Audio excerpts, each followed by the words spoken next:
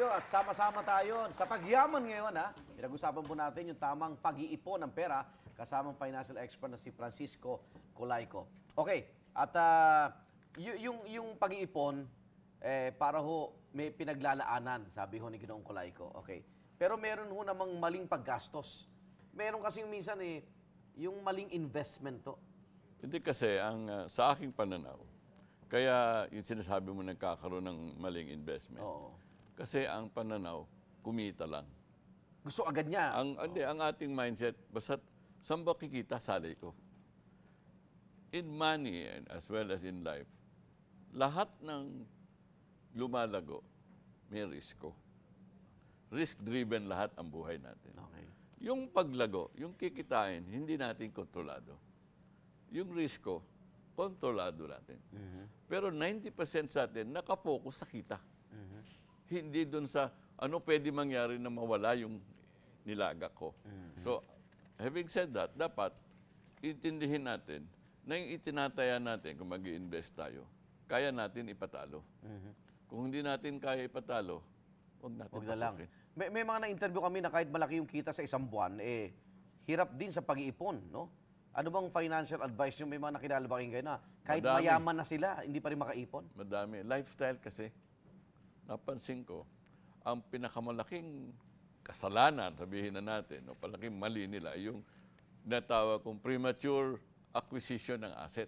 Yung bumili na hindi pa sa tamang panahon. Meron lang pan down payment, sabak na. Pagtanong mo, paano mo babayaran yung amortization? Gagawin ko ng paraan. Ayan ang sagot Hindi pwede ganun dahil yung pinasukan mo, obligasyon, kaya may kita ka o wala, taga mo sa bato, babayaran at hahabulin yan. So, obligasyon yan, burden na yan. So, kung wala kang kasiguraduhang pagkukuhanan, huwag ka pumasok kahit na may down payment ka na. Parang yung iba ho yata kaya nahirapang mag-ipon kasi lubog sa utang. So, pinapaikot lang yung pera, hindi tuloy makaipon. Kasi nga, yung iba naman, gustong makaabante, walang personalidad humarap doon sa pinakautangan. Alam mo, meron isang kumpanya, napakagaling ng practice nila. Kung ang sweldo mo 1,000, sasabihin sa'yo, 900 lang ang bibigay ko sa'yo. Yung 100? Forced savings. Nung kumpanya? Sa iyo. Para sa iyo yan. Hindi bibigay sa iyo ng kumpanya. Sila magpapalago para sa iyo. Okay. Pero pag mag-resign ka, iyo yan. Hindi naman lahat ng kumpanya, ganun No? Hindi nga lahat. Sana ganun. Oo. Merong ganung practice sana. Kung meron ka regular na kita, gaya ng sweldo, di ba? Ilang porsyento ho ba dapat doon nilalagay mo sa ipon? Ideal, sa akin, 20%. 20%. Yung ipon na yan, pang-emergency fund mo, pang-bayad mo ng tinatawag natin na insurance na kung may accident o death insurance. Kailangan may insurance Kasi lalo na kung may pamilya ka Oo. Di ba? Pag may pamilya ka, ang insurance hindi investment. Technically. Okay. Insurance protection. Okay. Yun. Halimbawa, yung isa sa ating case study kanina po na merong kita na 100,000 piso.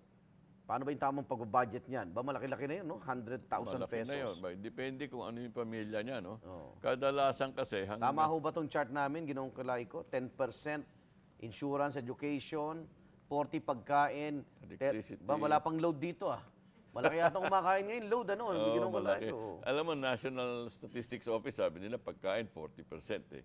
Pero sa totoo lang, kung mapapagkasya mo yung bahay mo, renta o bahay mo, transportasyon at pagkain, magmapalampasin ng 60. O, 60%. Yung tatlong yun.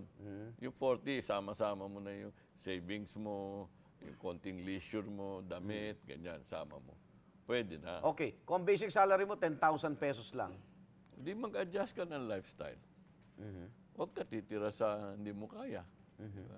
Or, lalo na kung binata ka, madali mabuhay sa 10,000. Kung may pamilya, may konting hirap yun. Konting tiis. Konting tiis. So, dapat humanap ka ng extra income. Wala naman magic sa pera Hindi nakukuha sa magic ang pera. Basta ibang bansa, pwedeng magdalawa, tatlong trabaho. Dito sa atin, pwede rin siguro. Pwede rin. Daming pwede mag-sideline dito.